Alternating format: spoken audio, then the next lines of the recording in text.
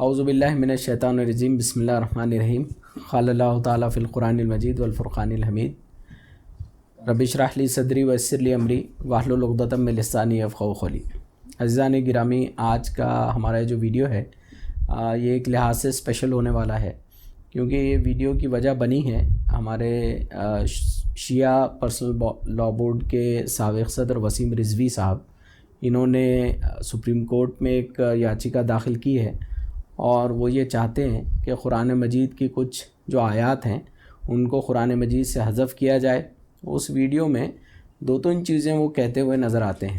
ایک چیز جو وہ صاف طور پر کہتے ہیں وہ یہ ہے کہ قرآن مجید جس طرح سے کمپائل ہوا ہے، حضرت عثمان کے دور میں ہوا، کس طرح سے ہوا، اس میں کمپائلیشن میں گڑبڑی کی طرف وہ کچھ نشاندہی کرتے ہیں، اور پھر کچھ ورسز اور ٹیررزم اور اسلام ان چیزوں کو جوڑ کر وہ کچھ ایجنڈے کے تحت اپنی کچھ چیزوں کو حاصل کرنے کی کوشش کرتے ہیں۔ بہرحال ایز اے مسلم کمیونٹی ہم پر یہ اب فرض ہو جاتا ہے کہ ہم بھی ان چیزوں کا نوٹس لیں، اس کو علمی طور پر ہم دیکھیں، سمجھنے کی کوشش کریں، اور ان کے حتی الامکان جوابات بھی دیں اور اپنے لیے کچھ خطوط بھی بنائیں تاکہ قرآن مجید سے ہمارا جو تعلق ہو وہ بہت اوتھینٹک تعلق ہو، قرآن مجید کے ہر ایسپیکٹ سے ہماری کمیونٹی اویئر بھی ہو اور ہماری جنریشن بھی اس سے اویئر ہو جائے۔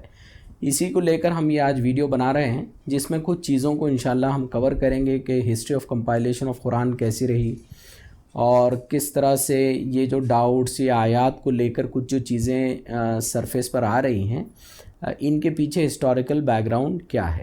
تو سب سے پہلی بات جو سمجھنے کی ہے وہ یہ ہے کہ دراصل میں وسیم رضوی صاحب نے جو کام کیا ہے کوئی تاریخ میں نیا کام نہیں ہے، وہ کوئی بہت بڑی علمی شخصیت نہیں ہے جنہوں نے اپنی زندگی کھپائی ہے اور پھر قرآن سے کتابیں اور قرآن سے کچھ آیتیں نکالی ہیں اور نکال کر کچھ چیزیں دیتے ہیں۔ اصل میں اس کی ایک لانگ ہسٹری ہے اسلام اور ویسٹ کے تعلق کو لے کر۔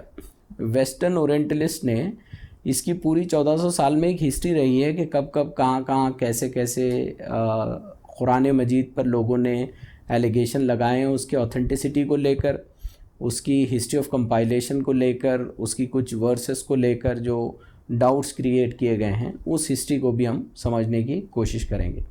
تو دیکھیے، اگر بہت زیادہ دور سے بھی نہ شروع کریں تو بہت حال کا قصہ ہم کو معلوم ہے، وہ فرانس کا ہے، اور فرانس میں بھی 21 اپریل 2018 کو اس کا جو ڈیلی فرینچ ڈیلی ہے لی پیریسین، اس کے اندر جو ہے 300 انٹلیکچوئل فرانس کے یہ نکلے، جس میں سابق صدر نکولاس سارکوزی تھے، پرائم منسٹر تھے ایمینوئل میکرون تھے، اور انہوں نے نکل کر سڑکوں پر احتجاج کیا اور اس بات کی طرف انہوں نے نشاندہی کی۔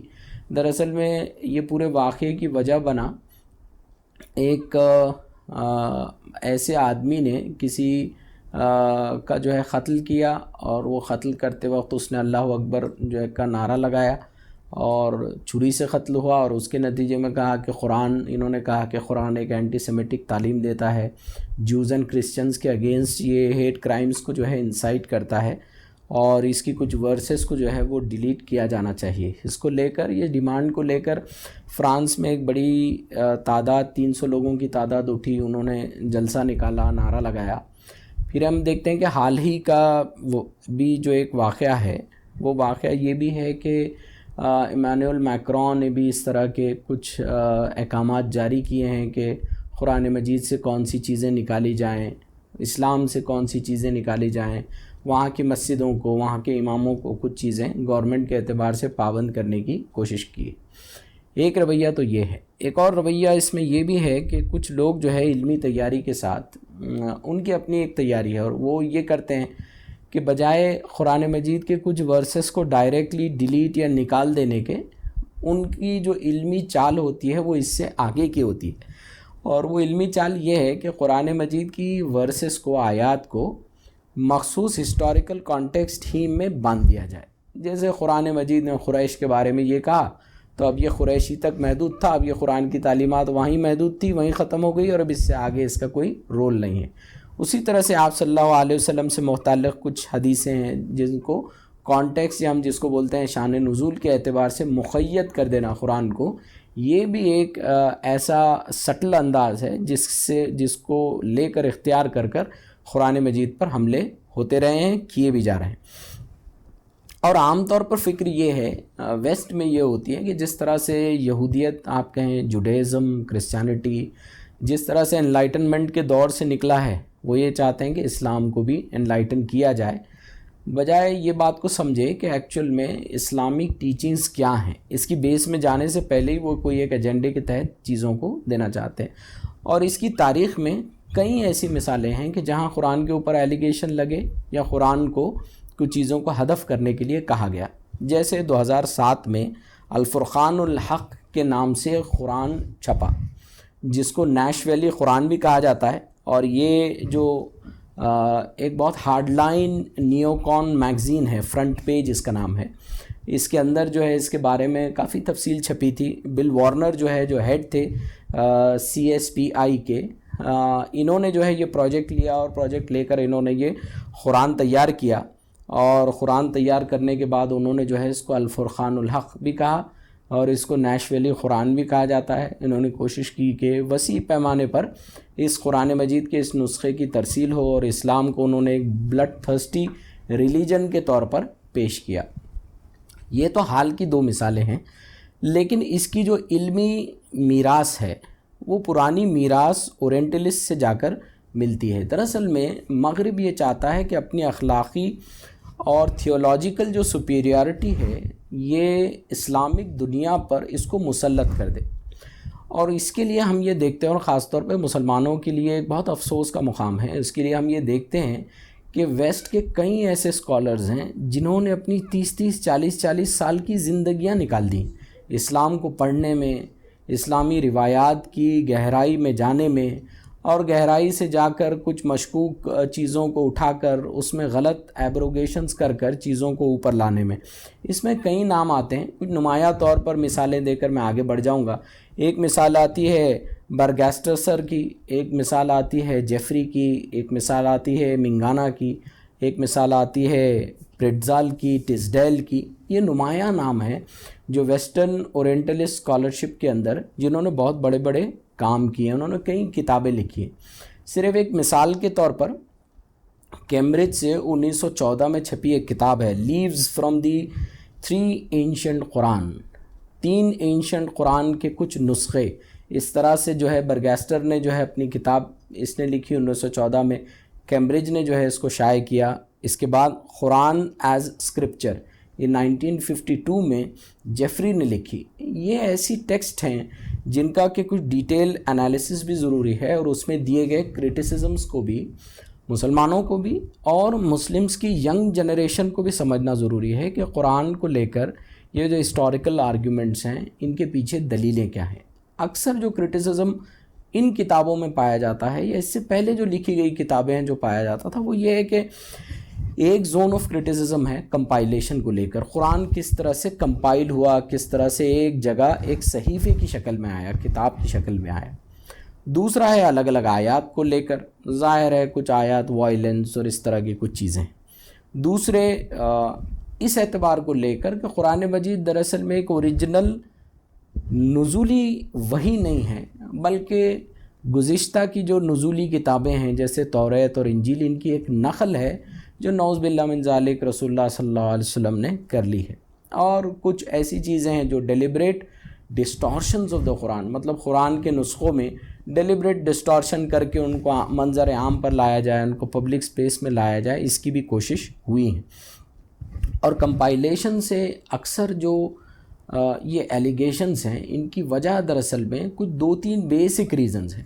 نمبر 1 ریزن یہ ہے کہ یہ اسکالرز جو ہیں ان کا lack of knowledge about Islam and Islamic scholarship. Number 2 یہ ہے کہ جان بوجھ کر یا تو اگنور کرنا، یا جان بوجھ کر کچھ غلط سلط چیزوں کو اسلامی روایات میں ایڈ کرنا۔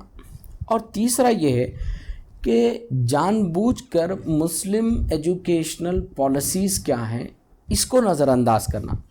دیکھیں قرآن جس انداز میں نازل ہوا، رسول اللہ صلی اللہ علیہ وسلم نے جس طرح سے قرآن صحابہ کو سمجھایا، صحابہ تک جس انداز سے اس کو بھیجا، اور بھیجنے کے بعد صحابہ کے بعد کی جنریشن میں جس طرح سے کمپائل ہوا، یہ پوری کی پوری طریقہ کار دراصل میں یہ مسلم ایجوکیشن پالیسی ہے، یا آپ کہیں کہ اسلامک ایجوکیشن پالیسی ہے۔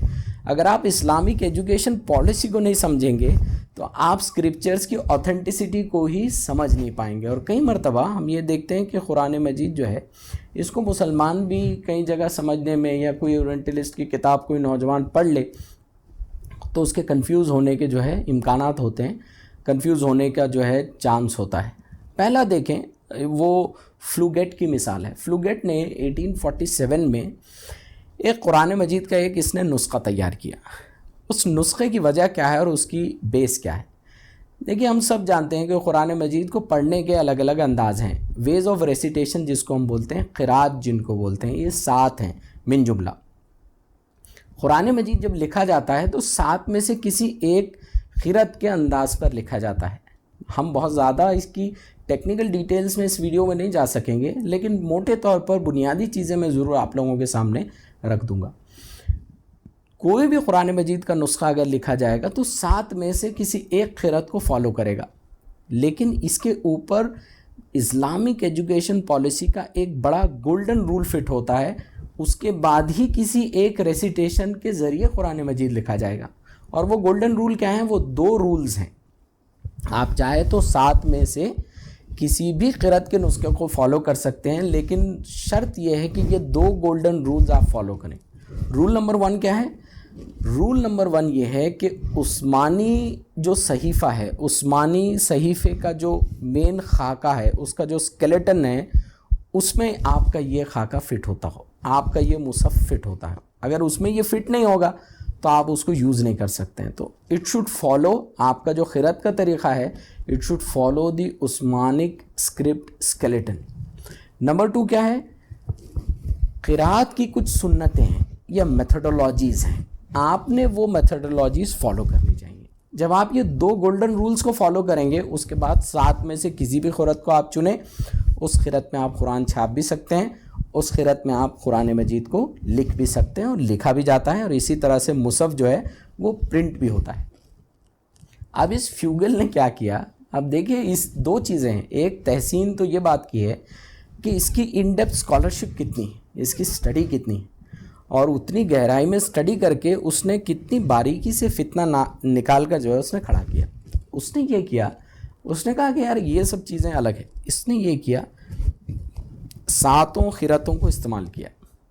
کسی ایک جگہ ایک رکوع میں ایک قرات، دوسری جگہ میں دوسری قرات، ایک پارے میں ایک قرات، دوسرے پارے میں ایک قرات۔ تو پورا قرآن کا نسخہ تو ویسا ہی ہے، مگر 7 قراتوں کا مجموعہ ہے۔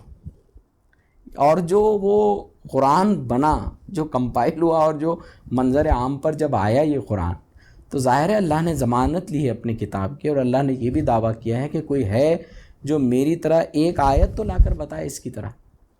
ہم مسلمان دنیا تو چھوڑ دیجئے، اسلامک ورلڈ تو چھوڑ دیجئے، خود ویسٹرن اسکالرز بھی اس بھدے نمونے کو دیکھ کر جو ہے وہ ہنسنے لگے۔ اس کے ایسے ایسے علمی ریمارکس آئے ہیں کہ جو قابل قبول ہی نہیں ہیں۔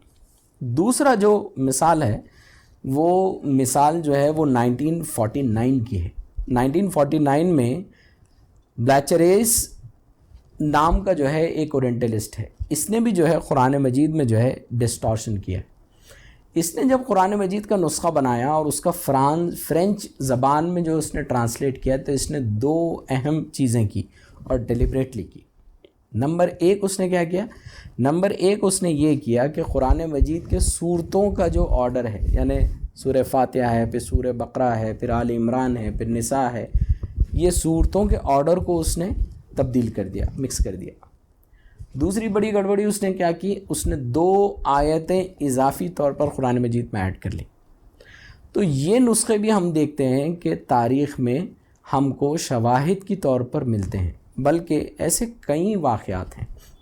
بہرحال میرے پاس موقع بھی نہیں ہے کہ میں یہ 1400 سال کی تاریخ میں کس نے کہاں اور کیسی کوششیں کی ہیں وہ آپ کے سامنے رکھوں، لیکن یہ کچھ مثالوں سے ہم کو سمجھ میں آتا ہے کہ کوششیں کچھ نئی نہیں ہیں۔ اسلام پر اٹیک کرنے کا یہ جو انداز ہے، یہ کوئی نیا نہیں ہے، انداز پرانا ہے، نئے قسم کے نئے طریقے میں، نئے پیرائے میں بس اس کو لا کر آج کسی نے رکھ دیا ہے ہمارے سامنے۔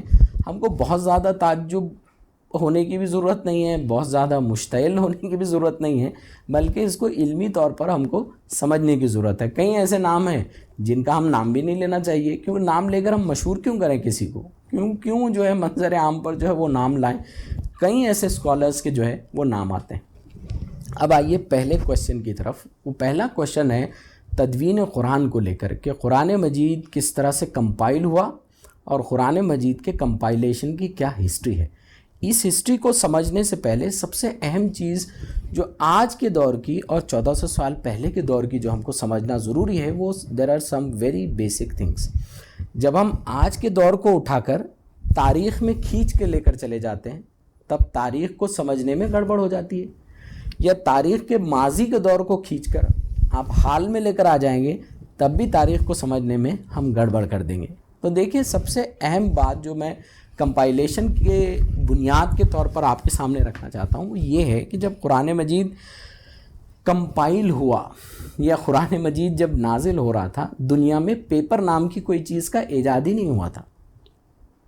پیپر ایجاد ہی نہیں ہوا تھا، پرنٹنگ پریس کی ایجاد ہی نہیں ہوئی تھی۔ جس طرح سے کسی کتاب کو ہم یہ کتابی شکل میں دیکھتے ہیں، اس طرح سے کسی کتاب کا وجود ہی نہیں ہوتا تھا۔ تو ہوتا کیا تھا؟ ہوتا یہ تھا کہ علم کا ذریعہ یہ تھا کہ ایک سے دوسرے کے پاس جو ہے یہ اورل ٹریڈیشن سے، زبانی اور میموری کے حفظ کے ذریعے سے ٹرانسفر ہوتا تھا۔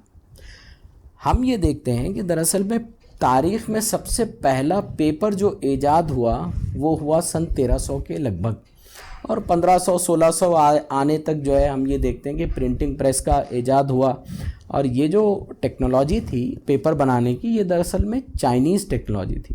چائنیز سے عربوں نے سیکھی، مسلمانوں نے سیکھی، اور پھر مسلمانوں سے اندلس یا اسپین کے ذریعے وہ یورپ میں گئی، اور یورپ نے اس کو جو ہے انہانس کیا۔ انہانس کرنے کے بعد ہم یہ دیکھتے ہیں گوٹنبرگ نام کا جو آدمی ہے، جس کا پرنٹنگ پریس کے تعلق سے نام آتا ہے، ماس پرنٹنگ کا جو ہے وہاں پر چیزیں بنی اور پرنٹنگ پریس جو ہے وجود میں آئی۔ یہ ساری چیزیں، پیپر کی پہلی ایجاد رسول اللہ صلی اللہ علیہ وسلم کے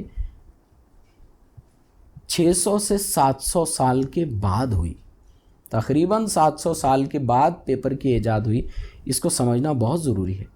تو رسول اللہ کے دور میں لوگ کس چیز پر پھر لکھتے تھے؟ تو رسول اللہ کے دور میں لوگ جو ہے پپائرس نام کا ایک پتا ہوتا تھا، اس پر لکھتے تھے۔ پپائرس کے پتوں پر لکھتے تھے، لوگ چمڑوں پر لکھتے تھے، لوگ جو ہے ہڈیوں پر لکھتے تھے، چپٹی کولے کی جو ہڈیاں ہوتی ہیں اس پر لکھتے تھے جانوروں کی، یا لوگ جو ہوتے تھے وہ عام طور پر ہم یہ دیکھیں کہ کلے جو ہوتا ہے، مٹی جو ہوتی ہے، کچی مٹی کے کچھ سلیٹس بنا لیتے تھے اور ان سلیٹس پر جو ہے وہ لکھا کرتے تھے، اس پہ گوندا کرتے تھے۔ تو قرآن مجید جب نازل ہو رہا تھا تو لکھنے کا جو رائج طریقہ تھا وہ پپائرس کے یا تو پتے تھے یا چمڑا تھا یا ہڈیاں تھیں۔ حدیث میں بھی کئی مثالیں ہم کو ملتی ہیں کہ کس طرح سے صحابی کو اللہ کے رسول بلاتے ہیں اور وہ جو ہے اپنے پاس کا جو کچھ بھی لکھنے کا ذریعہ تھا وہ لے کر آتے ہیں اور اس کو لکھتے ہیں۔ تو پہلی بات جو ہے وہ سمجھنا یہ ہے کہ بک یا کتاب، جس کو ہم آج کے دور میں جس طرح امیجن کرتے ہیں، اس دور میں وہ اس انداز سے نہیں تھی۔ اب آئیے ریگارڈنگ کہ قرآن مجید کی ریکارڈنگ کیسے ہوئی اور قرآن مجید ارینج کیسا کیا گیا۔ پہلے مکی دور کو لے لیں۔ کیا مکی دور میں قرآن مجید لکھا جاتا تھا؟ کیا صحابہ اس کو لکھتے تھے یا صرف حفظ ہی اہم ذریعہ تھا؟ حفظ تو یقیناً اہم ذریعہ تھا، لیکن روایت سے ہم کو یہ بھی ملتا ہے کہ اللہ کے رسول صلی اللہ علیہ وسلم کے کچھ آفیشیل کاتب مکہ مکرمہ میں بھی تھے، وہ لکھا بھی کرتے تھے، صحابہ کے پاس وہ لکھے ہوئے نسخے ہوا بھی کرتے تھے۔ اللہ کے رسول صلی اللہ علیہ وسلم یہ نسخے کچھ اور مقامات پر بھی جو ہے وہ بھیجا کرتے تھے۔ بڑی مشہور واقعہ ہے حضرت عثمان کا قبول اسلام، ہم یہ حضرت عمر رضی اللہ تعالیٰ عنہ حضرت عمر کا قبول اسلام کا واقعہ۔ حضرت عمر کے قبول اسلام کے واقعے میں ہم دیکھتے ہیں آپ تلوار نکالتے ہیں، اللہ کے رسول صلی اللہ علیہ وسلم کے قتل کے ارادے سے چلتے ہیں، بڑے غصے میں جا رہے ہیں، بازار میں حضرت نعیم رضی اللہ تعالیٰ عنہ آپ کو ملتے ہیں، وہ کہتے ہیں کہ بھئی کہاں جا رہے ہیں؟ حضرت عمر پورا واقعہ بیان کرتے ہیں، وہ کہتے ہیں کہ بھئی پہلے آپ ادھر کیوں جا رہے ہیں محمد صلی اللہ علیہ وسلم کے پاس؟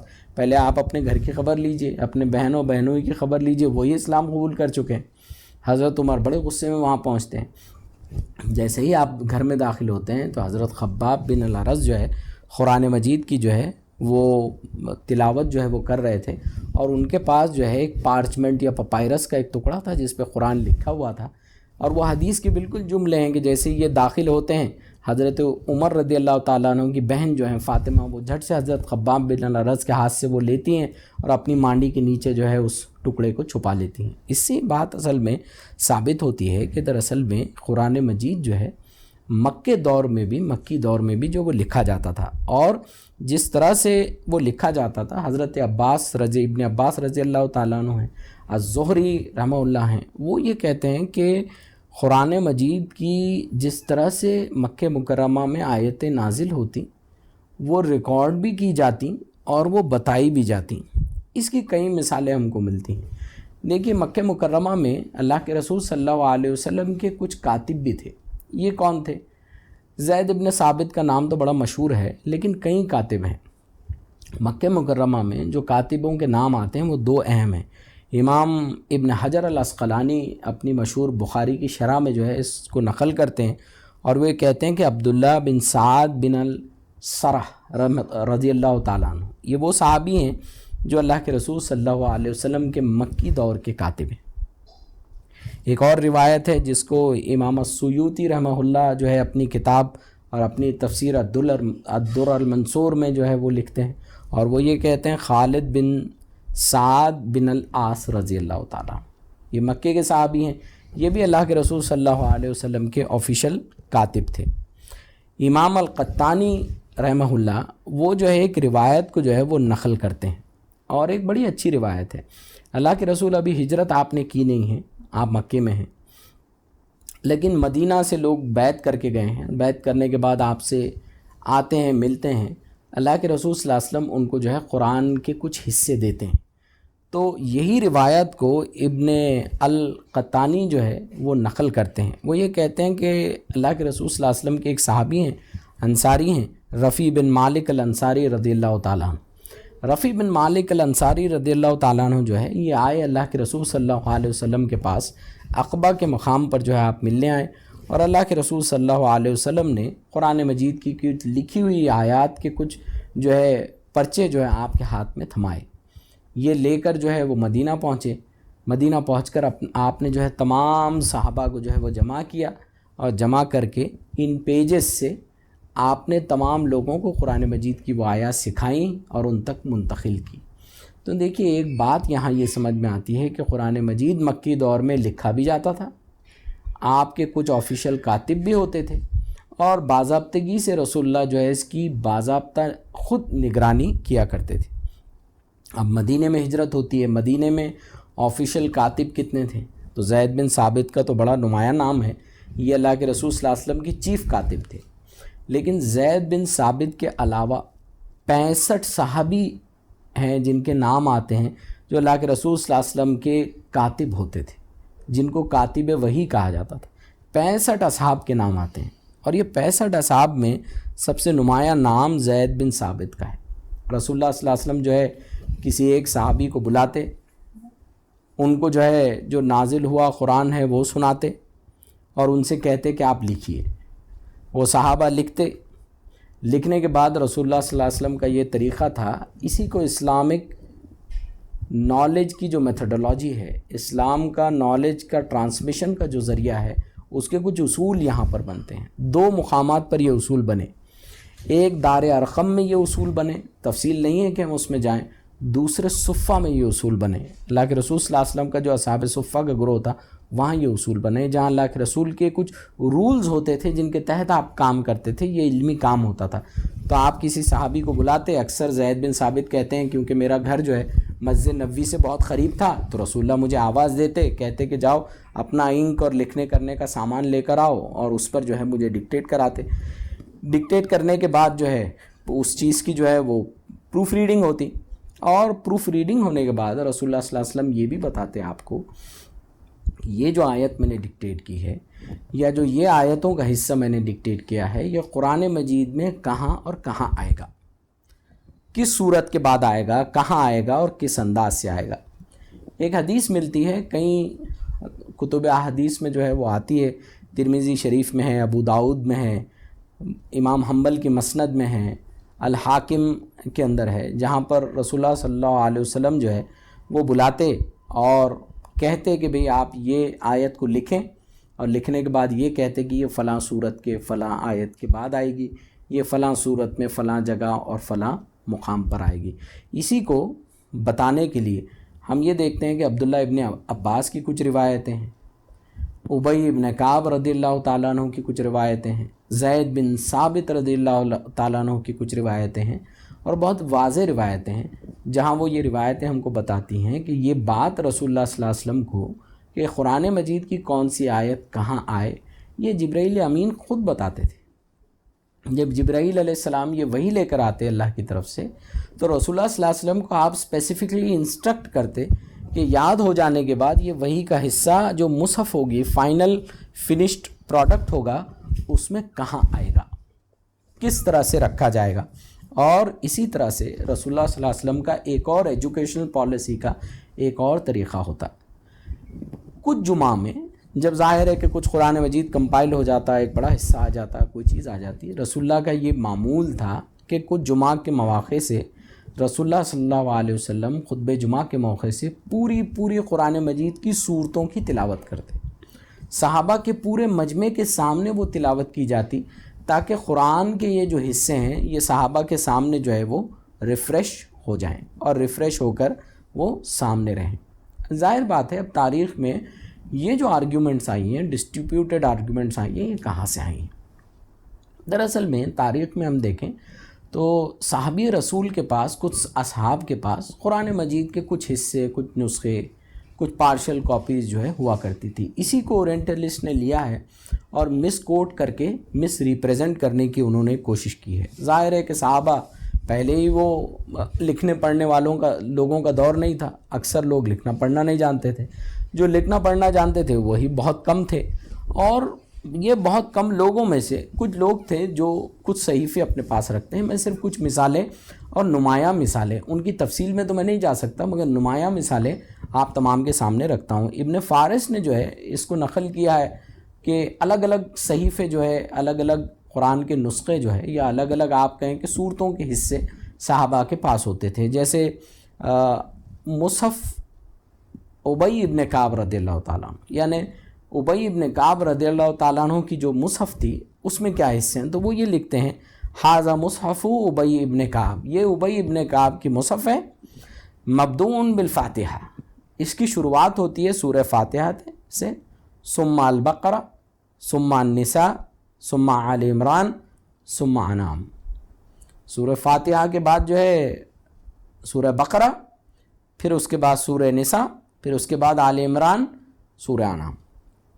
اب آپ دیکھیے اس میں ترتیب کیا ہے، سورہ نمبر 1، سورہ نمبر 2 سورہ بقرہ، اور اس کے بعد سورہ نمبر 4 ہے سورہ نساء، اس کے بعد سورہ نمبر 3 ہے سورہ آل عمران، اس کے بعد سورہ نمبر 6 ہے سورہ انعام ہے۔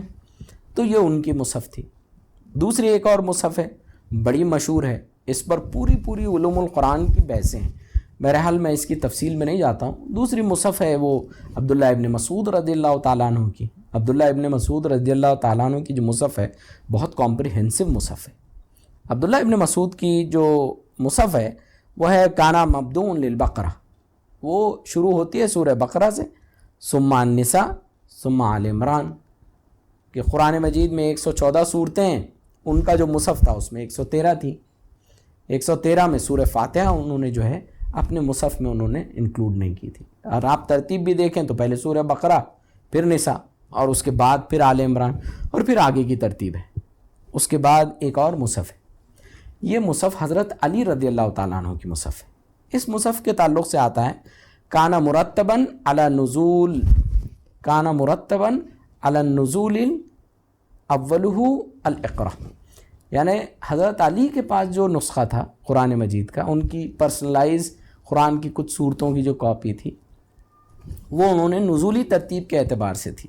اس میں سب سے پہلی صورت تھی ثم الاقرا، اقرا، ثم المدثر، ثم قاف، ثم مزمل، ثم ثبت، ثم التکویر، یعنی سورہ مدثر، پھر اس کے بعد سورہ قاف، پھر اس کے بعد سورہ مدثل، پھر اس کے بعد سورہ مزمل، اس کے بعد سورہ تبت، اس کے بعد جو ہے سورہ التکویر۔ تو حضرت علی کا یہ جو مصحف ہے، یا حضرت علی کے مصحف میں اس طرح کی جو ہے وہ ترتیبیں ہم کو ملتی ہیں۔ اور ایک حدیث بڑی مشہور حدیث ہے، مسلم شریف کی حدیث ہے، اور یہ حدیث انہوں نے مسافرین کے زمرے میں جو ہے لکھی ہے۔ اللہ کے رسول صلی اللہ علیہ وسلم جو ہے جب ایک مرتبہ جو ہے تلاوت آپ نے کی اور بڑی لمبی رکعت آپ نے پڑھی، اور یہ لمبی رکعت میں اللہ کے رسول صلی اللہ علیہ وسلم نے ایک ہی رکعت میں پہلے سورہ بقرہ پڑھی، پھر سورہ نساء پڑھی، اور پھر اس کے بعد سورہ آل عمران پڑھی۔ یعنی آپ نے ترتیب سے صورتیں نہیں پڑھی، ترتیب کو توڑ کر پڑھا۔ اب ظاہر ہے یہ مصحف جو ہیں، الگ الگ نسخے جو قرآن کے کچھ حصوں کے جو پارشل لوگوں کے پاس ڈاکیومنٹس ہیں، اس کی وجہ کیا ہے؟ اسی کو اورینٹلسٹ اٹھاتے ہیں اور وہ یہ الزام لگاتے ہیں، جو یہ وسیم رضوی نے بھی جو ہے اسی کو وہاں سے کیچ کر کے یہاں کاپی پیسٹ کر دیا ہے، یہ تو دیسی ہے، یہ اس کی نہ علمی حیثیت ہے نہ صلاحیت ہے۔ تو بہرحال وہ یہ کہتے ہیں کہ اصل میں دیکھو یہ جو قرآن ہے نا، یہ سب جمبل ٹیکسٹ ہے، اس کے پاس یہ تھا، حضرت علی کے پاس یہ تھا، ان کے پاس یہ تھا، انہوں نے کیا کیا، سب صحابہ نے بعد میں ملے اور صحابہ نے خود ہی مل کر کوئی فائنل قرآن کمپائل کر دیا، اور حضرت عثمان پر تو بڑا بہتان ہے کہ انہوں نے جو ہے پھر جو اوریجنل تھا نا وہ سب جلا دیے۔ تو آپ کے پاس اب یہ جو قرآن ہے نا، یہ بہت زیادہ اوتھینٹک نہیں ہے۔ یہ نتیجے پر وہ یہ چاہتے ہیں کہ ہم پہنچیں، لیکن اگر اس کی علمی وجہ کو ہم تلاش کریں، گہرائی میں جائیں، ایک ایک مصحف کی گہرائی میں جائیں، تو علماء نے بہت کام کیا ہے۔ بہت انٹرسٹنگ ٹاپک ہے، ہر مسلمان کو جو ہے اپنے گھر میں اپنے بچوں کو پڑھانا بھی چاہیے، سکھانا بھی چاہیے۔ وہ یہ ہے کہ نمبر 1، اللہ کے رسول صلی اللہ علیہ وسلم کی حدیثیں بہت واضح ہم کو ملتی ہیں کہ اللہ کے رسول صلی اللہ علیہ وسلم نے الگ الگ صورتوں کے الگ الگ بینیفٹس بتائے ہیں۔ کہا کہ اس گھر میں اگر سورہ بقرہ نہ پڑھی جائے تو فلاں ہیں، کہا کہ کل آخرت میں تمہارے لیے جو ہے یہ 2 صورتیں رہیں گی، بقرہ اور آل عمران، جو شیڈ کا کام کریں گی۔ تو اس طرح سے ہر ایک صورت کا اللہ کے رسول صلی اللہ علیہ وسلم نے ایک اہم مقصد بتایا ہے یا اس کی فضیلت بتائی ہے۔ صحابہ نے اپنے ٹیسٹ کے مطابق، صورتوں کی فضیلت اور چوائس کے مطابق اپنی اپنی مصحفیں بنائی تھیں، یا اپنی اپنی چھوٹی چھوٹی جو ہے ان کے پاس ایک ڈاکیومنٹس رہا کرتے تھے۔ کیونکہ جو چیز میں پھر سے چاہتا ہوں کہ ہم وہ سمجھیں، وہ یہ ہے کہ آج کا دور 1400 سال پرانا دور نہیں تھا۔ جس طرح کہ آج ہمارے پاس واٹس ایپ ہے اور ایک کتاب کا ورڈ ڈاکیومنٹ ہمارے پاس ہے یا PDF ہے، ضبط سے ہم نے بھیجا اور تمام لوگوں کے پاس وہ ورڈ ڈاکیومنٹ ایک ہی انداز سے پہنچ گیا۔ تو اس طرح سے جو ہے اس دور میں چیزیں نہیں تھی۔ اس وقت مائکروسافٹ ورڈ نہیں ہوتا تھا، اس وقت کوئی لکھنے پڑھنے کا انتظام نہیں ہوتا، تو صحابہ کے پاس اپنے اپنے ٹیسٹ کے مطابق جو ہے وہ چیزیں جو ہے وہ ملتی ہیں، اور یہی ہماری 1400 سال کی اسلامی روایات کا حصہ بھی رہا ہے۔ اسی لیے ہم دیکھتے ہیں کہ کئی گھروں میں آج بھی 5 سورہ نام کی کتابیں ہم کو ملتی ہیں، جہاں قرآن مجید کی کچھ 5 صورتیں تلاوت کی فضیلت اور ان احادیثوں کی روشنی میں فضیلت کے اعتبار سے جمع کی ہوئی ہیں۔ کچھ نسخے ہم کو ایسے ملتے ہیں جہاں قرآنی دعائیں ہیں، قرآنی آیتیں جمع کی گئی ہیں مخصوص دعاؤں کے اعتبار سے، ان کے ساتھ کچھ صورتیں جوڑ دی گئی ہیں، اور وہ ایک چھوٹا سا نسخہ ہم کو ملتا ہے۔ ان کی اپنی اپنی فضیلتیں ہیں، اپنی اپنی روایت ہے۔ اور ہم اگر ہمارے اس ملک ہی کو دیکھیں تو ایسے کئی چھوٹے چھوٹے نسخے لوگ اپنے ٹیسٹ کے اعتبار سے، لوگ اپنے جو ہے صلاحیتوں کے اعتبار سے استعمال کیا کر سکتے تھے۔ خود ہمارے ملک میں ایک ہی مثال میں دے کر آگے بڑھ جاؤں تو ہمارے ملک میں اگر ہم دیکھیں سالار جنگ میوزیم جو ہے، یہ سالار جنگ میوزیم میں جتنی بھی مسلمانوں کی مینوسکرپٹس رکھی ہوئی ہیں، یہ مینوسکرپٹس میں الگ الگ نسخوں میں الگ الگ صورتیں جمع کی گئی ہوئی ہیں لوگوں کے ٹیسٹ کے اعتبار سے۔ ہو سکتا ہے کوئی اسکالر ہو، وہ قرآن مجید کا آخری 2 صورتوں کا ہی ترجمہ کر پایا ہو، تفسیر لکھ پایا ہو، کوئی ہو کہ جس کو سورہ یاسین، سورہ رحمان بہت پسند ہو، اس نے اسی کو جمع کیا ہو، کوئی ہو کسی نے اور انداز کے لیے جمع کیا ہو۔ تو آپ دیکھیں گے پورا اس کی ڈیٹیل ہم کو ملتی ہے کہ مینوسکرپٹ نمبر 2 نمبر 44، اس کے اندر کتنے سورے ہیں؟ اس کے اندر 29 سورے ہیں، اور اس کی ڈیٹ کہاں ہے؟ یہ ارلی 11ویں صدی کا جو ہے یہ نسخہ ہے جو سالار جنگ میوزیم میں موجود ہے۔ مینوسکرپٹ نمبر 246، اس میں کتنی صورتیں ملتی ہیں؟ اس میں صورتیں ملتی ہیں 16۔ یہ کس دور کا نسخہ ہے سالار جنگ میوزیم میں؟ یہ 10ویں صدی کا نسخہ ہے، 10th سینچری کا نسخہ ہے۔ جو سالار جنگ میوزیم میں. اسی طرح سے ہم کو کئی ایسے نسخے ملتے ہیں جو 12ویں صدی 11ویں صدی 14ویں صدی کے نسخے ہیں. کسی میں 10 صورتیں ہیں, کسی میں 9 ہیں, کسی میں 7 ہیں, کسی میں 8 ہیں. اس طرح سے یہ تمام چیزیں جو ہے وہ کمپائل ہیں. اور دیکھیے قرآن مجید کے حد تک جہاں تک بات ہے, اس کا جو آرڈر آف ریویلیشن ہے اور ریویلیشن کو جو محفوظ کرنے کا ذریعہ ہے اور ذمہ ہے, یہ اللہ رب العزت نے اپنے اوپر لیا ہے. اسی لیے ہم یہ کہتے ہیں کہ اللہ نے یہ رسپانسبلٹی اپنے آپ پر لی ہے. اور جہاں پر اللہ رب العزت فرماتے ہیں ان علینا جمعہ وقرآنہ, کہ ہم نے اے نبی صلی اللہ علیہ وسلم ہم نے اس قرآن مجید کو آپ کے قلب کے اندر جمع کر دیا ہے, محفوظ کر دیا ہے, ہم نے اس کو جو ہے مضبوط کر دیا ہے, اس کی تدوین کر دی ہے. جمعہ و قرآن, اور اس کو ہم چاہیں گے کہ آپ جو ہے اس کا ریسیٹیشن کریں. فَإِذَا قَرَأْنَاهُ فَاتَّبِعْ قُرْآنَ, when we have recited it, repeat the recitation. جب ہم تم کو جبرائیل امین کے ذریعے یہ وحی سنائیں تو پہلے اس کو چین سے سنو اور سن کر اس کے پیچھے تم ریسائٹ کرو. ثُمَّ إِنَّ عَلَيْنَا بَيَانًا, اور اس کے بعد ہم نے کیا کیا, اس وحی کو تمہارے سامنے بہت بین کر دیا, بہت کھول دیا, بہت واضح کر دیا. تو دیکھیں قرآن مجید کا یہ جو حصہ ہے, یہ حصے کو ہم کو سمجھنا بہت ضروری ہے کہ قرآن مجید کی حفاظت کی جو ذمہ داری ہے وہ اللہ رب العزت نے لی ہے. اب آئیے آخری اس حصے کی طرف کہ یہ جو تدوین قرآن ہے, اس کی یہ جو تاریخ ہے, اس میں حضرت ابو بکر کے بعد کیا ہوا, حضرت عثمان کے دور میں کیا ہوا. جب رسول اللہ صلی اللہ علیہ وسلم تھے تو یہ ایک جگہ ایک مصحف کے طور پر ایک کتابی شکل میں جمع نہیں تھی, صحابہ کے پاس اپنے اپنے نسخے تھے. حضرت ابو بکر کا دور آیا, آپ کی خلافت سے 2 سال رہی. یہ 2 سال میں یمامہ کی جنگ ہوئی, اس میں کئی حفاظ مارے گئے. حفاظ پرائمری ذریعہ تھے تحفظ قرآن کا. جب اللہ رب العزت نے یہ کہا ہے کہ ہم اس کے تحفظ کا خود ذمہ لیتے ہیں, تو اس کا مطلب کیا ہے؟ اس کا مطلب یہ ہے کہ یہ ذمے کا جو ذریعہ اللہ رب العزت بنائیں گے وہ امت مسلمہ کو بنائیں گے.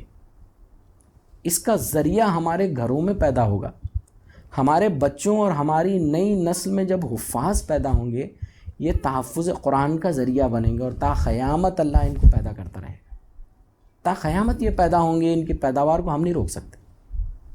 اب ہم اس میں شامل ہوتے ہیں یا نہیں ہوتے ہیں, اب یہ ہم پر ہے. اب یہ ہمارے جو ہے استطاعت پر ہے, یہ ہماری جو ہے تقدیر پر ہے کہ ہم اپنے لیے کون سا راستہ جو ہے وہ سلیکٹ کرتے ہیں. تو حضرت ابو بکر کے دور میں یہ ہوا کہ کئی حفاظ جو ہے اس میں شہید ہوئے. خدشہ لاحق ہوا کہ اگر بڑے پیمانے پر حفاظ جائیں تو مسائل ہونے کے امکان تھے. تو حضرت ابو بکر کو سیدنا عمر رضی اللہ تعالیٰ عنہ مشورہ دیا کہ بھی ایک میٹنگ بلائی جائے اور قرآن مجید کو کمپائل کیا جائے, ایک جگہ ایک نسخہ بنایا جائے. حضرت ابو بکر نے جو ہے کاؤنسل کال کی, اور کاؤنسل کے بعد زید بن ثابت رضی اللہ تعالیٰ عنہ کو اس کمیٹی کا انچارج بنایا گیا. عام منادی لگائی گئی, لوگوں کے پاس جو کچھ بھی نسخے تھے وہ جمع کیے گئے, اور بعد میں اس کو کمپائل کر کے کتابی شکل جو ہے وہ دے دی گئی.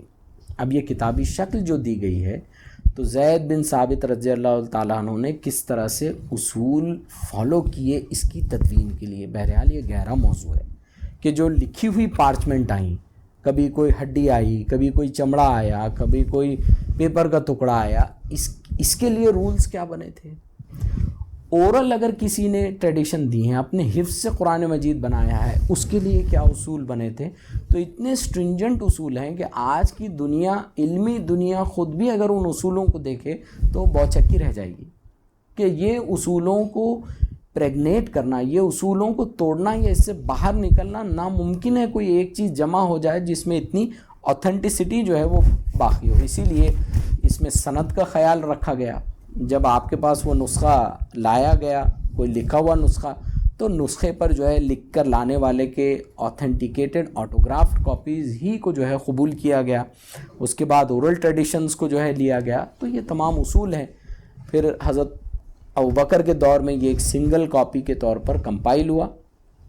کمپائل ہونے کے بعد حضرت ابوبکر رضی اللہ تعالیٰ عنہ کے انتقال کے بعد پھر یہ نسخہ اسلام کے دوسرے خلیفہ سیدنا عمر رضی اللہ تعالیٰ عنہ کے پاس رہا, اور آپ نے اپنی بیٹی امہات المومنین حضرت حفصہ کے پاس جو ہے اس کو رکھا.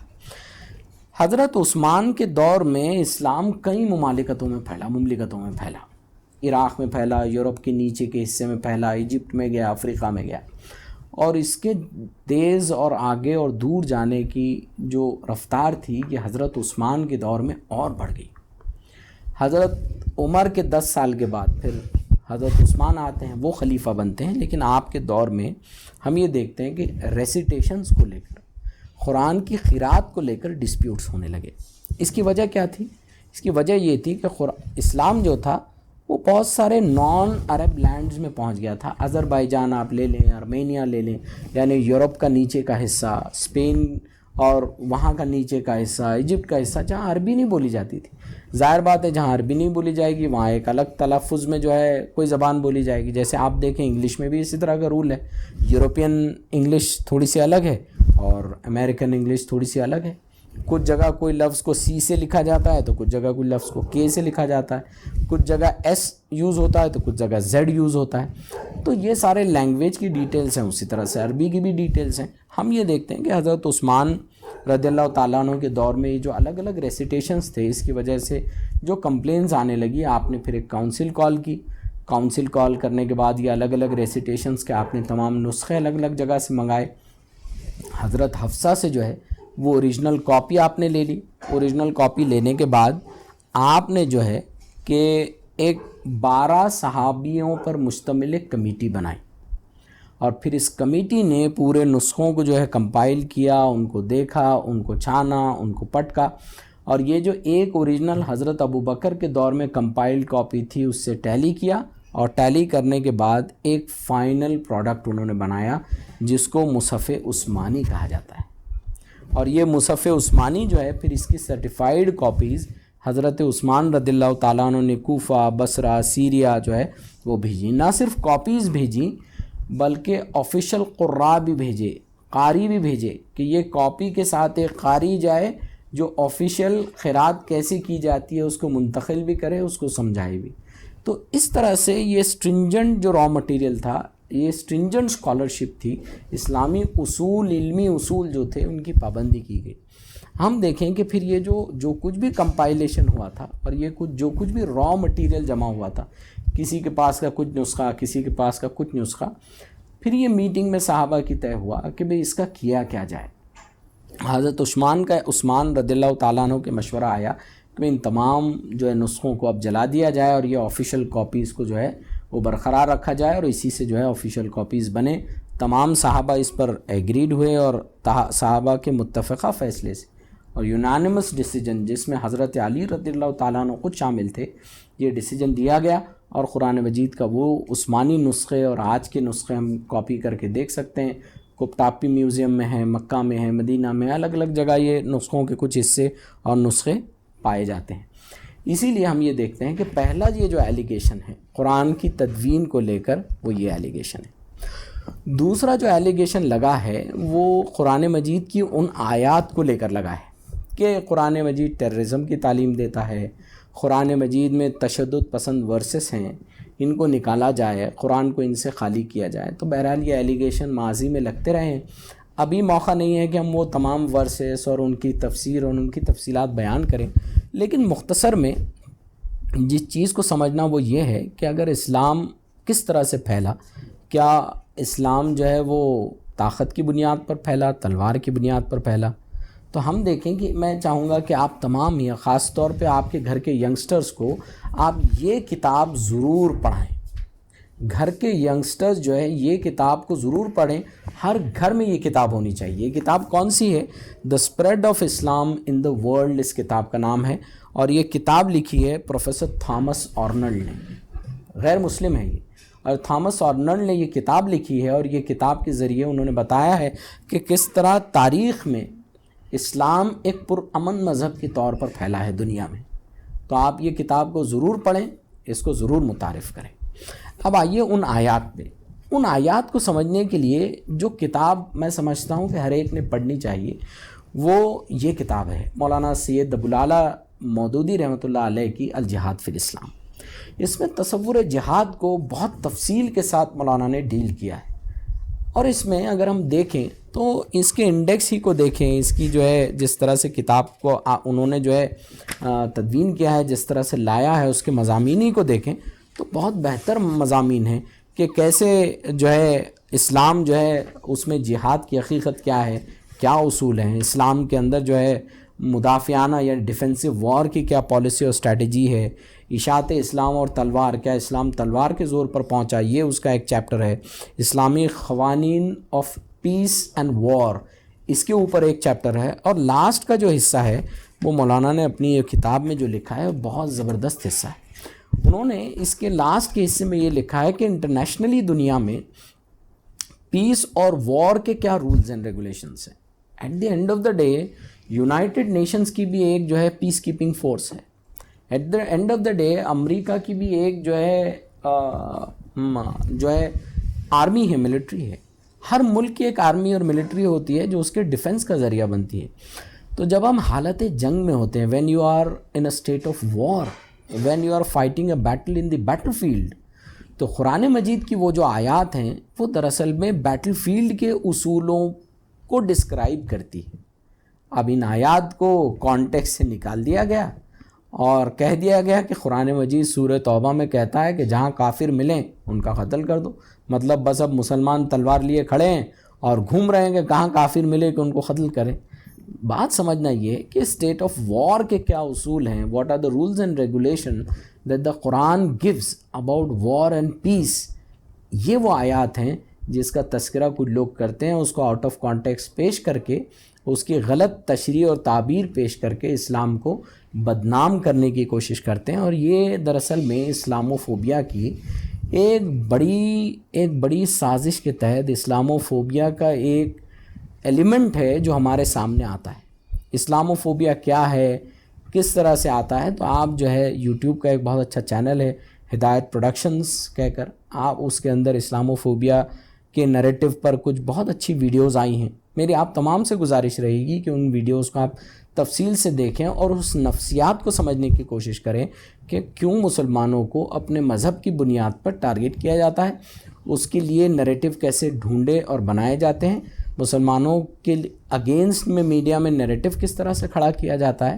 اور یہ نریٹو کا استعمال کر کے مسلمانوں کو ذہنی طور پر پریشانی میں کس طرح سے مبتلا کیا جا رہا ہے۔ تو بہرحال ہم کو at the end of the day جو بات آخر میں کنکلوژن کے طور پر سمجھنا ہے وہ یہ ہے کہ دیکھیں ہمارا یہ جو ملک ہے، یہ ملک دراصل میں ویسٹرن ممالک سے ایک طور پر بہت علیحدہ ہے۔ یہ ملک اصل میں تہذیبوں کا ملک ہے، یہ ملک خدا یا اسپریچویلٹی کا ملک ہے۔ اس ملک میں جو قوم بستی ہے، یعنی ہم بھارتی جو بستے ہیں، ہم کو دھرموں کا، مذاہب کی بڑی بڑی شخصیات کا احترام یہ ہمارے جینز میں ہے، یہ ہماری جینیٹکس میں ہے۔ اسی لیے ہم یہ دیکھتے ہیں کہ ویسٹ جو ہے ایک طرف تو کہتا ہے کہ وہ عیسیٰ مسیح پر ایمان رکھتے ہیں، ایک طرف کہتا ہے موسیٰ علیہ السلام پر ایمان رکھتے ہیں، ان کا مذاق بھی اڑاتے ہیں، ان کی کھلی بھی اڑاتے ہیں۔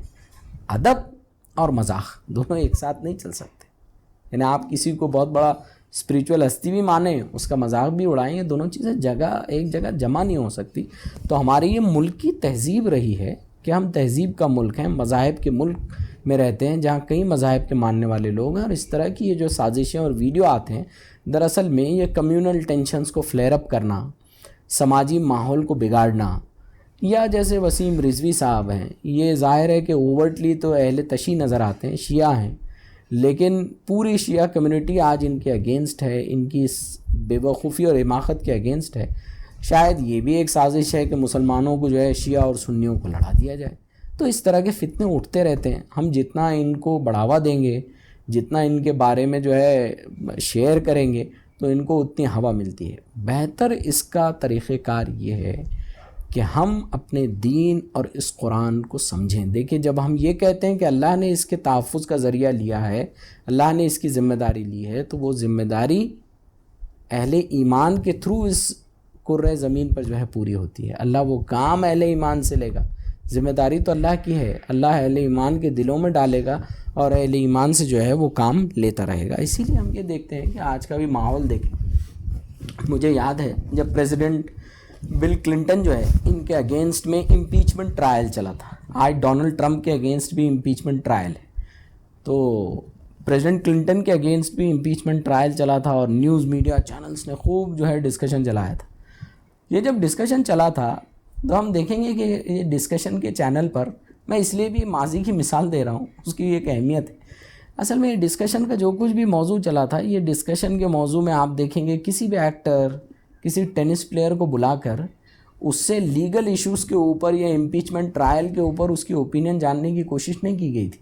حالانکہ امریکی دستور، امریکی کانسٹیٹیوشن جو ہے ہر ایک کے پاس ہے پڑھنے کے لیے، لیکن ہم یہ دیکھتے ہیں کہ صرف نیوز چینل پر جو لوگ آئے وہ یا تو لائرز تھے، یا پروفیسرز آف کانسٹیٹیوشنل لاء تھے، یا ایسے مستند جو لوگ جو لاء کے اوپر جو ہے وہ بات کر سکیں۔ لیکن آج ہم دیکھتے ہیں اسلام کے کسی اصول پر جب بات ہوتی ہے، قرآن پر یا مسلمانوں پر کوئی چیز اٹھا کر جو ہے پسپا کرنے کی کوشش کی جاتی ہے، تو یہ آتھینٹسٹی کا جو ہے وہ خیال نہیں رکھا جاتا۔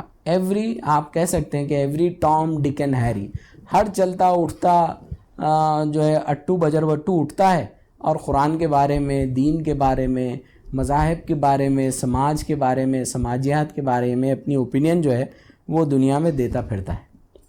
ہم دیکھیں کوئی بھی فلم ریویور جو ہے، فلموں کا جو ریویو کرتے ہیں، وہ اگر کانسٹیٹیوشن کی بحثیں سن لیں، لائرز کا نیوز کوریج سن لیں، اور پھر ہم ان کی لیگل اوپینین پوچھیں، اور وہ فلم ریویور کا اپنا کام لے کر وہ ایک فلم چھوڑ کر جو ہے اپنی ریویو دے، تو کیا اس ریویو کا ہم اسکالرلی ریویو مانیں گے؟ آج ہمارے بھی ملک میں جو ہے جو آتھینٹک لوگ ہیں، جو اسکالرشپ ہے، ایکچوئل اسکالرشپ ہے، وہ ایکچوئل اسکالرشپ کو چھوڑ کر ہر بجر بٹو کو جو ہے ٹی وی اسکرین کے سامنے لا کر بٹھا دیا جاتا ہے۔ ہر فلم ایکٹر جو ہے آ کر آج کھڑا ہو جاتا ہے اور ایک دھن میں جو ہے گانا بجانا شروع کر دیتا ہے۔ تو یہ بات کو بھی ہم کو سمجھنا ضروری ہے کہ دیکھیں لوگ چاہے کچھ بھی کر لیں، no one can dethrone the supreme creator. اس زمین پر، اس کرۂ ارض پر وہ جو نرماتا ہے، وہ جو جس نے اس زمین کی تخلیق کی ہے، اس کی ہستی کو کوئی ذرا برابر بھی نہیں لا سکتا، ذرا برابر بھی نہیں لا سکتا۔ اور اسی کے ساتھ ساتھ یہ بھی بات اہم ہے کہ کسی بھی دنیا کے آدمی کو no one can be forced to believe in the Quran's sanctity. Quran Majeed ایک الہی کتاب ہے، اس پر یقین کرنے کے لیے کسی بھی آدم کی اولاد کو فورس نہیں کیا جا سکتا، یہ اس کا خود والنٹری ڈیسیجن ہوگا۔ وہ قرآن تک خود پہنچے اور اس کے الہی کتاب ہونے کی حیثیت کو جانے، جب وہ جان لے گا تب اس کو اپنائے گا اور مانے گا۔ اس کو فورس کر کے کسی پر بھی تھوپا نہیں جا سکتا۔ اسی لیے ہم یہ دیکھتے ہیں کہ دیکھیے اس دنیا میں ہم کو جو چیز ملی ہے وہ چیز ہے چوائسز۔ ہمارے پاس جو چیز کا اختیار ہے وہ چوائس کا ہے۔ In this world you will have choices, and these choices will have consequences. People like Rizvi had a choice, he took a choice. He will face the consequence in music in the hereafter. Every choice will have a consequence. ہم کس چیز کو choose کرتے ہیں یہ ہم پر جو ہے منحصر ہے۔ دیکھیے آج کا جو دور ہے، پہلے کے دور میں اور آج کے دور میں جو اہم فرق ہے، جو ہم مسلمانوں کو سمجھنا بہت ضروری ہے، کہ پہلے یہ جو ڈسکشنز ہوتی تھی، یہ ویسٹرن اسکالرس کی ڈسکشنز یہ تھیورٹیکل علمی مجالس میں، سمپوزیمز میں، ڈیبیٹس میں، نیوز چینلز پہ ہوتی تھی۔ لیکن آج کے دور میں جو تبدیلی آئی ہے وہ یہ ہے کہ آج کی کئی ممالک کی گورنمنٹس اس کوشش کو عملی جامہ پہنانے کی منظم عملی کوشش میں لگ گئیں۔ پہلے اور آج میں یہ ایک فرق ہے، چاہے وہ اسلامک کریکولم کے ماڈرنائز کرنے کے بہانے سے ہو، چاہے وہ فورسڈ آڈیشن اور فورس کلوجرز آف دی مدارس ہو، مدارس کو لے کر ہو، چاہے وہ قرآن سے کچھ آیتوں کو نکال لینے کے لیے ہو۔ ہر تھوڑے دن پر جو ہے ایک ٹیررزم کا ایکسپرٹ جو ہے وہ آ جاتا ہے، جو انٹرنیشنل نیوز فیڈ پر جو ہے کوئی چیز کہہ دیتا ہے، اور وہ چیز جو ہے آٹومیٹڈ پروگرامز کے ذریعے پورے لوگوں تک جو ہے وہ پہنچا دی جاتی ہے۔ کئی ایسی ویگ پرسنالٹیز کے ہم کو نام ملتے ہیں، ظاہر ہے میں نے بہت تفصیل سے اس کو کور نہیں کیا۔ کئی ویگ پرسنالٹیز کے نام آتے ہیں جن کے نام جو ہے سننے میں اور لکھنے میں تو عرب نظر آئیں، مگر یہ عرب نہیں۔ ظاہر ہے وہ ناموں کو ہم یہاں لکھ کر جو ہے ان کو بہت زیادہ مشہور نہیں کرنا چاہتے، لیکن ہم کو یہ سمجھنا ضروری ہے کہ قرآن مجید جو ہے اس کا ہر طرف سے اٹیک جاری ہے۔ اب یہ قرآن مجید کا جو تحفظ کا ذمہ ہے وہ ہمارے تھرو ہو کر گزرتا ہے. اور یہ بات ہم کو سمجھنا ضروری ہے کہ اس قرآن مجید کو ہم جو سمجھیں گے وہ کس طرح سے سمجھیں گے, کس سورس سے سمجھیں گے. ہماری جو نئی نسل ہے وہ کس سورس سے اس قرآن مجید کو سمجھے گی. کیا یہ ویسٹرن آتھرز کے ان سورسز سے لکھی جانے والی کتابیں, ناول, سیریلز, ڈاکیومنٹریز کے ذریعے اسلام اور قرآن کو سمجھے گی, یا وہ ہمارے ٹریڈیشنل 1400 سال کی جو علمی روایات ہیں ان کے ذریعے جو ہے ہم قرآن مجید کو اور ان روایات کو جو ہے وہ سمجھنے کی کوشش کریں گے. تو مجھے ایک ابن سیرین رحمۃ اللہ علیہ کا بہت اچھا کوٹ ہے وہ یاد آتا ہے. ابن سیرین رحمۃ اللہ علیہ کہتے ہیں the knowledge of religion constitutes faith, یعنی ریلیجن یا دین کا جو علم ہے اس کا دراصل میں اہم مدعا جو ہے وہ ایمان ہے, فیتھ ہے, it constitutes faith. So be wary of whom you acquire your knowledge from. تو اس بات پر بہت توجہ رکھیے کہ آپ اس علم کو کس ذریعے سے حاصل کرتے ہیں. ایک ایسا ذریعہ جو اس علم میں یقین ہی نہیں رکھتا ہے اور ایمان ہی نہیں رکھتا ہے, کیا آپ کا ذریعہ وہ ہے یا آپ کا ذریعہ وہ ہے جو علم و یقین اور ایمان کے نتیجے میں اس کو وہی مان کر جو ہے وہ علم ہم تک پہنچاتا ہے. ظاہر ہے اس طرح کے اٹیکس جو ہیں اسلام پر, قرآن مجید پر, یہ آتے رہیں گے اور قیامت تک شاید جو ہے یہ چلتے رہیں. یہ اس لیے بھی میں کہہ رہا ہوں کہ اللہ کے رسول صلی اللہ علیہ وسلم کی جو ہے ایک بہت اچھی حدیث ہے, وہ حدیث پر اور قرآن مجید کی اس آیت پر ہم اپنی بات کو آج ختم کر لیں گے. اس حدیث کے راوی تمیم الداری رضی اللہ تعالیٰ عنہ ہیں. وہ یہ کہتے ہیں کہ قال سمیت رسول اللہ صلی اللہ علیہ وسلم یقول, کہ میں نے اللہ کے رسول صلی اللہ علیہ وسلم کو جو ہے وہ کہتے ہوا سنا. اور آپ نے کیا سنا؟ یہ جو دین ہے, یہ دین جو ہے دنیا میں اتنے دور دور تک پھیل جائے گا کہ اس کی پھیلنے کی وسعت تو دن اور رات کی وسعت تک ہوگی. یعنی زمین کے ایک خطے میں دن ہوتا ہے تو دوسرے خطے میں رات. اللہ کے رسول صلی اللہ علیہ وسلم نے فرمایا کہ پورے دنیا میں یہ پھیل جائے گا. آپ کہتے ہیں کہ اللہ تعالیٰ کوئی ایک ایسا گھر نہیں چھوڑے گا, چاہے وہ گھر مٹی سے بنا ہو یا کوئی ٹینٹ ہو, کپڑے کا بنایا ہوا کوئی ٹینٹ ہو, یعنی چاہے وہ شہر میں رہنے والے لوگ ہوں یا دور جنگلات میں رہنے والے, یہ دین اور یہ دین کا پیغام جو ہے وہ ہر گھر میں جو ہے اللہ رب العزت جو ہے اس کو داخل کریں گے. اب جو حدیث کے آگے الفاظ آتے ہیں وہ بہت قیمتی الفاظ ہیں, جہاں اللہ کے رسول صلی اللہ علیہ وسلم فرماتے ہیں کہ بعزہ عزیز او بذلہ ذلیل, کہ آپ نے فرمایا یا تو ایسے لوگوں کے ذریعے جو عزت والے ہیں اور عزت اور احترام سے اس دین کو سمجھتے ہیں تو ان کے ذریعے اسلام گھروں میں داخل کیا جائے گا, پہنچایا جائے گا, یا ایسے ذلیلوں کے ذریعے کہ جو اسلام کے اوپر ایلیگیشنز لگاتے ہیں, اگنوبل لوگ ہیں اور ڈس آنریبل لوگ ہیں. تو اسلام کو ان ڈس آنریبل لوگوں کے ذریعے سے بھی اللہ ذریعہ بنائے گا کہ لوگ اسلام کو کے بارے میں جان لیں, اسلام کو پہچان لیں. اور آخر میں جو بات ہم کو سمجھنا ہے وہ یہ ہے, قرآن مجید کی آیت ہے, اللہ رب العزت نے فرمایا یریدون ان یطفئوا نور اللہ بافواہہم ویأبی اللہ الا ان یتم نورہ ولو کرہ الکافرون هو الذی ارسل رسولہ بالہدی ودین الحق لیظہرہ علی الدین کلہ ولو کرہ المشرکون. کہ اللہ تعالیٰ جو ہے یہ چاہتے ہیں کہ اللہ کے نور کو جو ہے وہ بجھا دیں, لیکن اللہ جو ہے اس نور کو جو ہے پورے عالموں میں پھیلائے گا. اور اللہ نے اپنے نبی هو الذی ارسل رسولہ بالہدی, جس ہدایت کے ساتھ, اس قرآن کے ساتھ اپنے نبی کو بھیجا ہے اور یہ دین حق کے ساتھ بھیجا ہے تاکہ یہ دین حق تمام انسانیت تک, تمام انسانوں تک پہنچ جائے. تو ہم اللہ سے دعا کرتے ہیں کہ اللہ تعالیٰ ہماری اس ینگ جنریشن کو, ہماری نیکسٹ جنریشن آف اسلام کو, اسلام اور اس کتاب سے اس کے تعلق کو بڑھائے. یہ ہماری ذمہ داری ہے, گھر میں رہنے والے بزرگوں کی ذمہ داری ہے, گھر میں رہنے والے والدین کی ذمہ داری ہے کہ آپ کا گھر میں پلنے والا ہر بچہ اور بچی قرآن سے متعارف ہو. ہر بچہ اور بچی نہ صرف متعارف ہو بلکہ ایکسپرٹ ہو. آج یہ پھر سے دور آیا ہے کہ ہر گھر سے حافظ قرآن پیدا ہو, ہر گھر سے جو ہے عالم قرآن پیدا ہو, ہر گھر سے جو ہے اسلام کا نام اور قرآن مجید کا نام لینے والے لوگ پیدا ہوں, تاکہ جو ہے جب ہم جائیں تو اسلام کے لیے یہ سب سے قیمتی تحفہ ہم اس زمین پر چھوڑ کر جائیں. تو ہم اللہ سے دعا کرتے ہیں کہ اللہ تعالیٰ جو ہے ان فتنوں سے امت مسلمہ کی حفاظت فرمائے. اللہ تعالیٰ امت مسلمہ کو قرآن مجید سے جوڑے, اللہ تعالی ہمارے گناہوں کو معاف کرے۔ وقولوا قولی ھذا استغفر اللہ ولکم، جزاکم اللہ خیر، والسلام علیکم ورحمۃ اللہ وبرکاتہ۔